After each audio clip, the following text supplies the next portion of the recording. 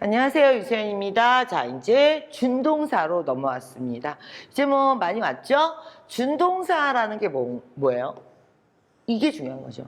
동사는 동사였는데 동사가 자기 자리에서 밀려나는 거예요. 그러니까 본동사가 있는 바람에 동사로 들어와야 되는 애들이 자리를 잃고 동사이지 못하고 다른 품사로 자리가 밀려나는 거예요. 이거를 동사에 준한다고 그래서 준동사라고 부릅니다. 이 준동사에 속하는 애들에는 투부정사, 동명사, 분사 이런 것들이 동사에 준해요. 동사의 개수에 들어가진 않아요. 근데 전체 문장에서 동사가 자리가 너무 부족하니까 막 모양을 바꿔서 끼어 들어가는 걸 얘기하게 되는 거죠. 자, 그런데 매달 출제되는 문제 수는 2문제 정도 되고요. 그런데 동사가 동사이지 못하고 다른 품사로 이동하는 거다 라고만 일단 정의가 내려져 있어요. 그러면 얘네들을 좀 꼼꼼하게 봐야 되겠죠. 지난 30년 동안 토익 시험에 나왔던 투부정사는 뭐가 있을까요? 지난 30년 동안 토익 시험에 나왔던 동명사는 뭐가 있을까요? 일단 그런 게 목차를 보시면서 자, 뭐가 나왔다는 걸 먼저 알고 그 다음에 학습을 시작하셔야 돼요. 무조건 챕터 1부터 코 박고 드립다 보고 있지 말고 큰 그림이 안 그려진단 말이야.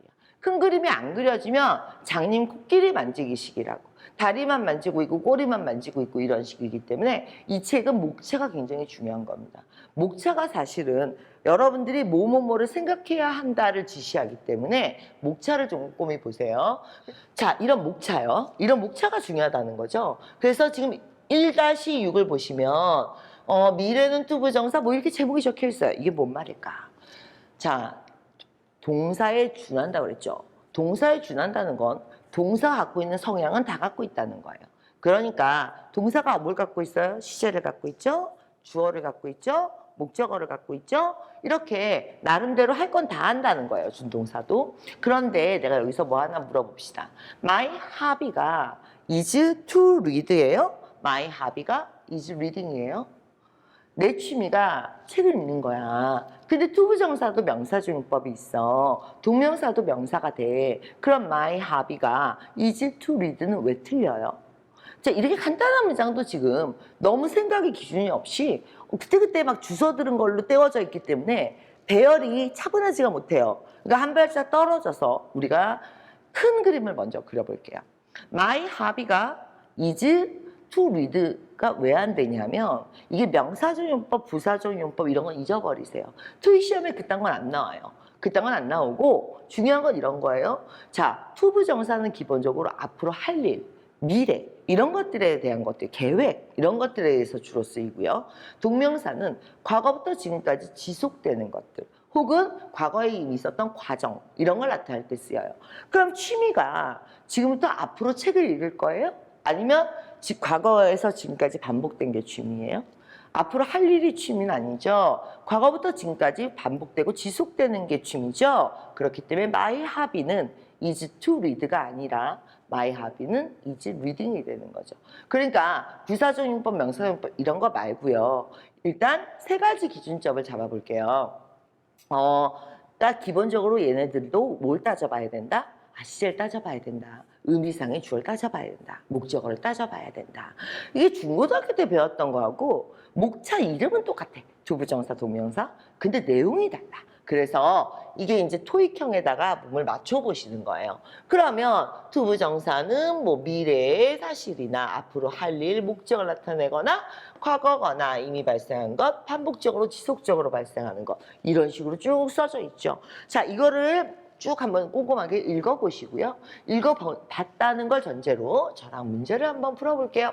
자, 지금 문제를 보시면 동사 먼저 잘라주시고요. 우리가 모든 문제를 풀 때에는 통일이 돼 있죠. 무조건 동사 먼저. 자, 그 다음에 목적어. 자, 전면구 좀 치우시고요. 그러면 책을 읽으세요. 첫 번째 챕터를 읽으세요. 문장 끝났네. 자, 그래서 명령문이라서 주어가 없고 동사, 목적어, 문장이 끝났어요. 근데 그 뒤에 명사를 또 쓰겠대. 전면구 치워. 전면구 항상 치워. 자, 전면구는요, 일부러 문장을 길게 늘려서 문장이 한눈에 안 보이도록 하기 위한 장치예요.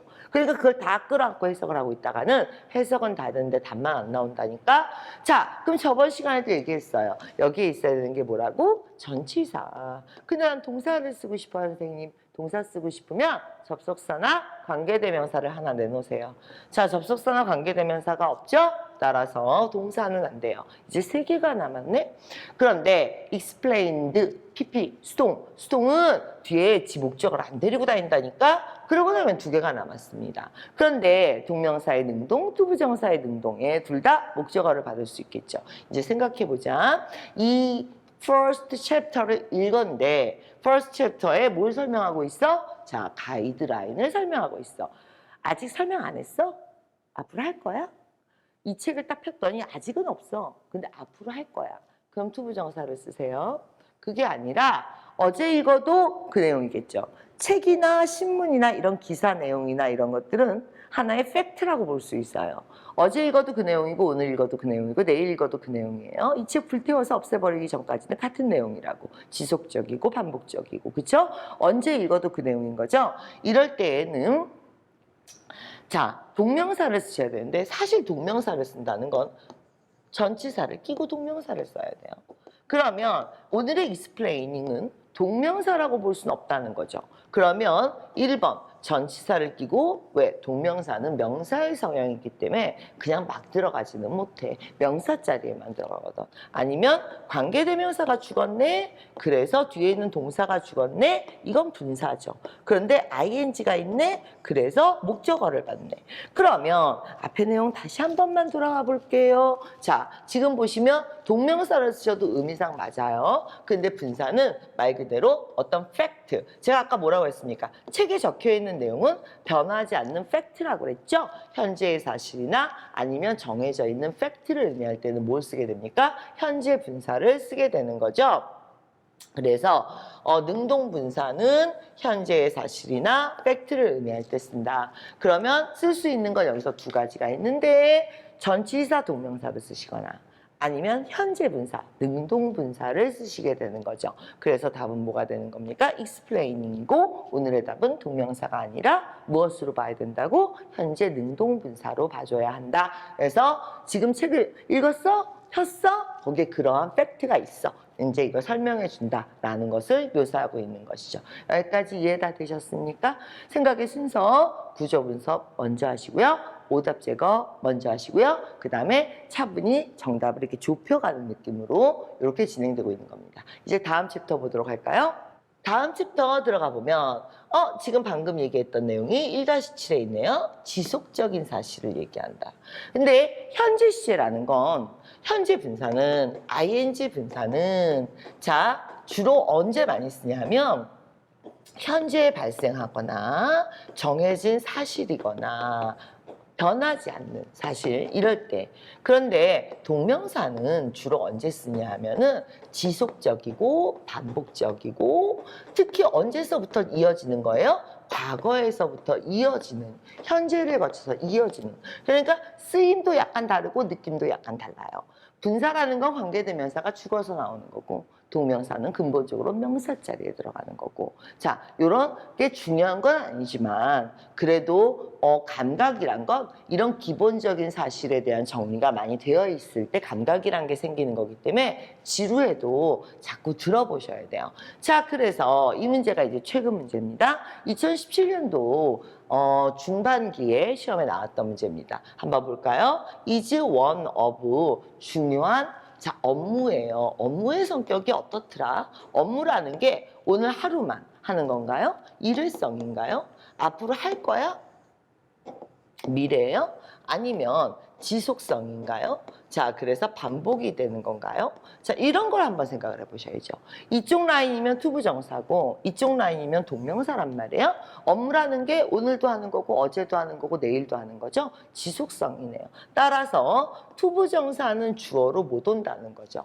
게다가 여기 동사가 있는데 여기 또 동사를 써. 동사 2개 안 되지. 그러고 나면 2개가 남았죠. 근데 메인테이넌스 명사 안 돼요? 아이고 이 사람아 명사 쓰고 올 쓰고 명사 쓰면 이런 복합 명사가 있어요? 이렇게 연결은 안 되죠. 명사를 쓰고 싶어? 일로 보내세요, 일로. 올 뒤로 가야죠. 그러니까 명사는 또 안 되죠.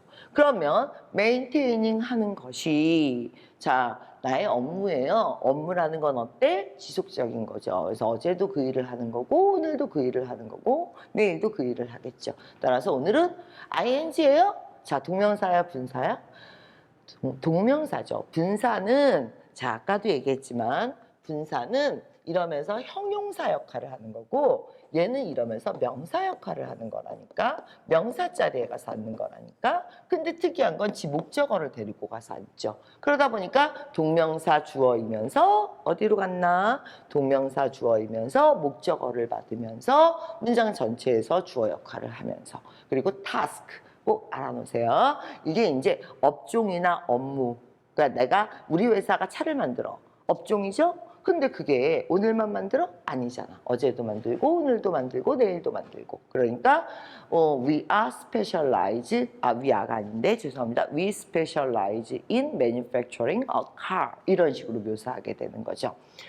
자, 그러면 다른 문제 하나 보도록 할게요. 자, 여기에 지금 두 가지를 같이 정리하는데 우리가 투부정사도 명사중 용법이 있어요. 이런 어서 주워들은 얘기만 하고 있지 말고 자, 둘 중에 선택을 해야 돼. 그럴 때는 아까부터 같은 얘기가 계속 반복이 되지만 앞으로 할 일, 일회성, 미래의 내용 이런 것들은 주로 투부정사를 쓰게 되고요. 이미 한 거, 과거, 완료 그 다음에 안 좋은 얘기, 부정적인 얘기, 수동적인 얘기 이런 건 동명사를 쓰게 돼 있어요. 그러면 이렇게 얘기를 했는데 이렇게 해놓으면 되게 있어 보이는데 어려워 보이는데 문제를 풀고 오면 그렇게 어렵지 않아요. 자, 한번 볼까요? continue, discontinue.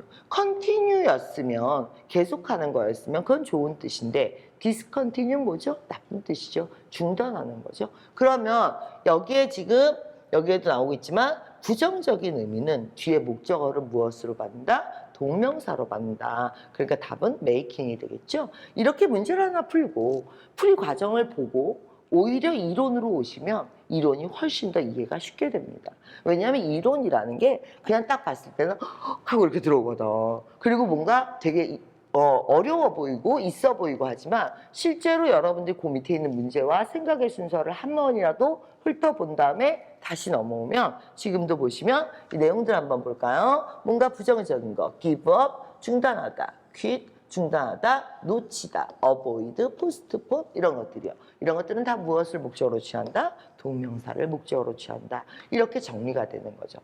그래서 이 책이 한 챕터에 문제가 하나밖에 없어요. 왜 그러냐면 많은 문제를 푸는 게 의미가 있는 게 아니라 중요한 가장 빈출인 문제를 딱 하나 놓고 생각의 순서들을 먼저 보면 눈치껏 요 흐름이구나 본 다음에 이론을 정리하는 이렇게 생각의 순서, 공부의 순서를 이렇게 잡아놓은 거예요. 자, 이번에는 명사가 있어 보기에 근데 동명사도 있어. 그러면 어떻게 해야 돼? 보기에 둘이 있으면 자, 명사를 선택해야 돼? 동명사를 선택해야 돼? 이런 문제가 생깁니다. 사실 토익 문제를 잘 보고 있으면 보기가 여러분들한테 항상 익숙해요. 30문제가 잘 보면 맨날 똑같은 게 나와요.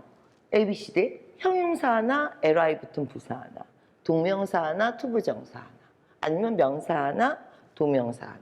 그러니까 아예 보기에 같이 다니는 애들을 이렇게 제목으로 다 엮어버린 거예요. 이렇게 나와요.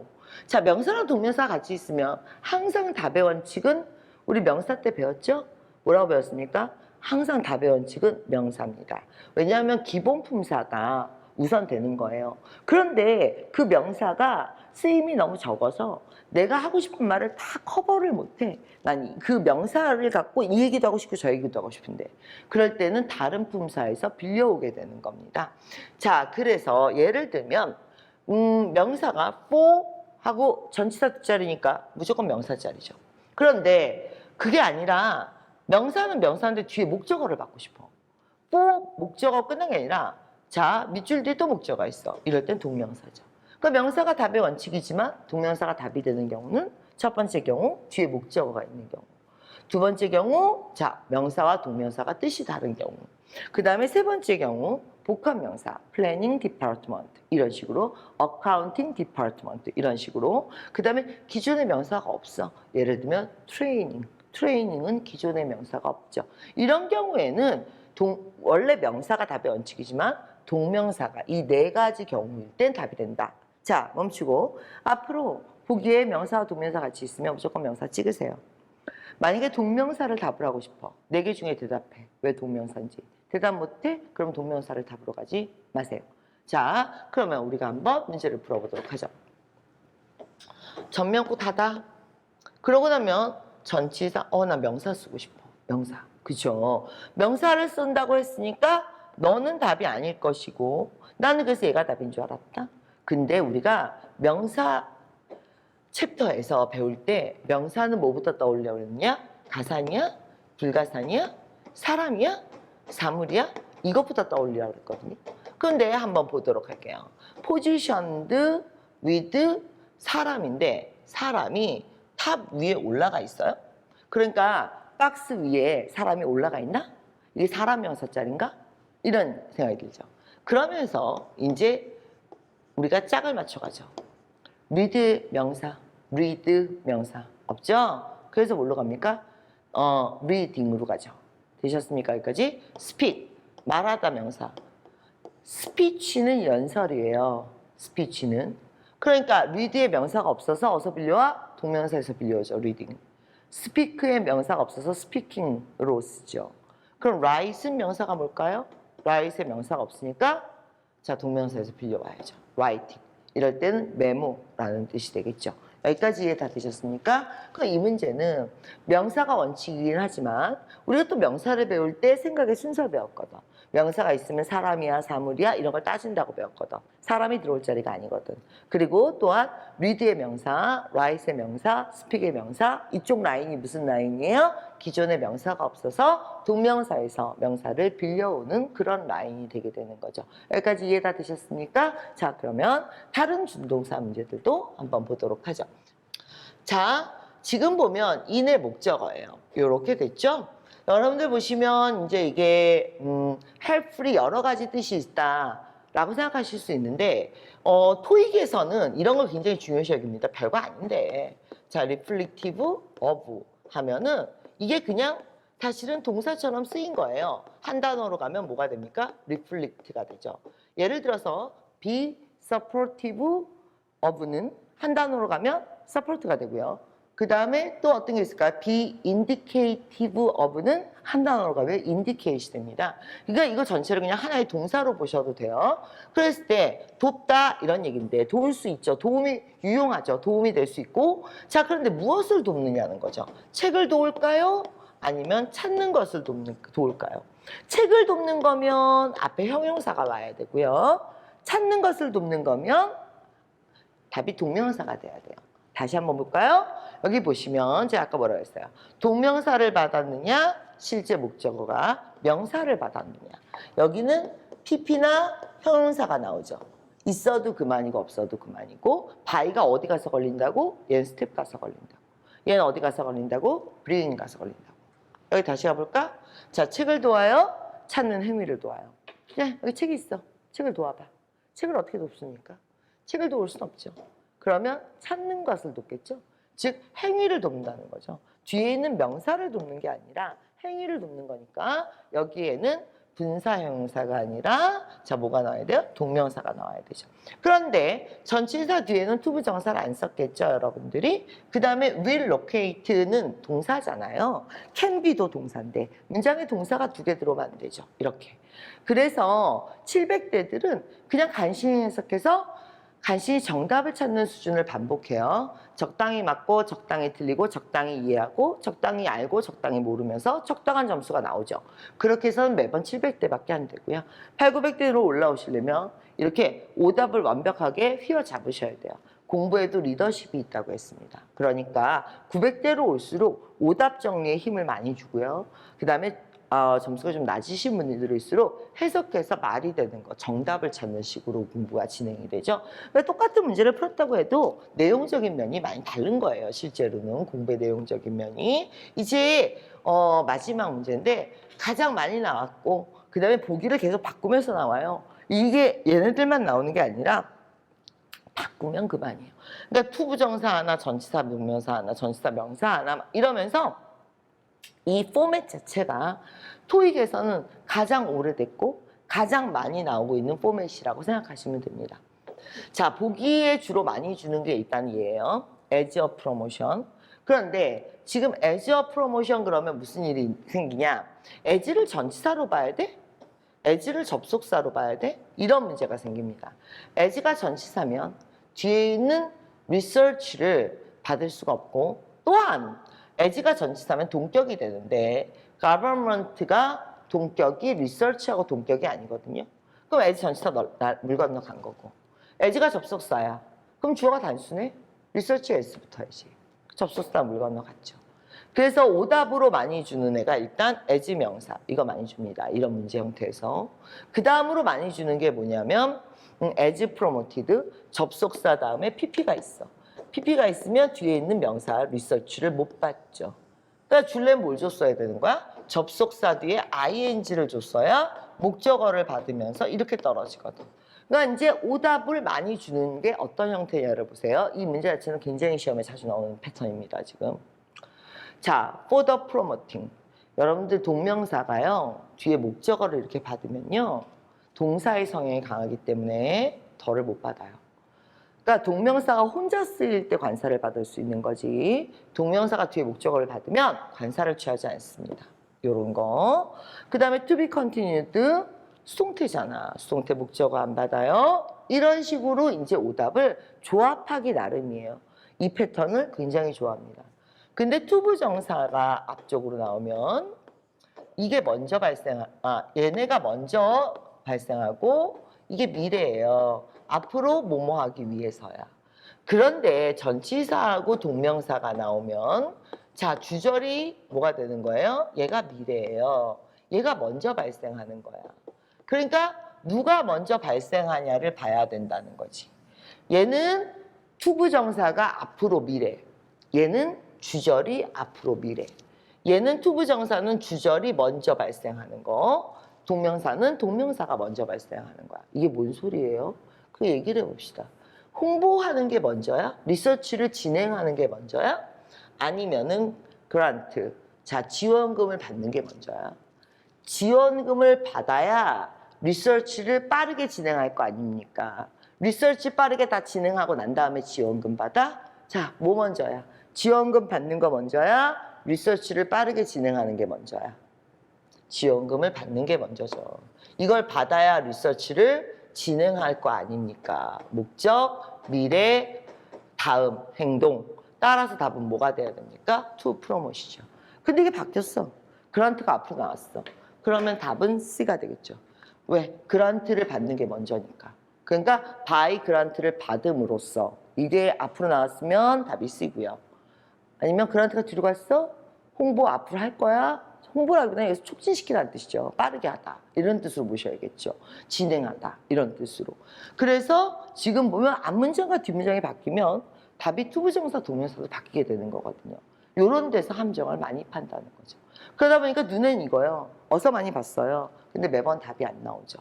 자, 그래서 자주 나오는 유형들이 책에 모두 다 정리가 되어 있으니까 얘네들만 잘 보셨어도 보신다고 하면 새로운 유형이 출제될 확률이 없어요. 토익이라는 게 지난 30년의 역사를 돌아보면 적어도 한 900대 초반까지는 이 책에 있는 문제들만 꼼꼼하게 보셔도 충분히 나올 수 있을 겁니다. 자, 오늘은 일단 여기까지 하도록 하고 다음 시간에 마저 이어서 이제 마무리 들어가도록 하겠습니다. 오늘 여기까지 하죠. 수고하셨습니다.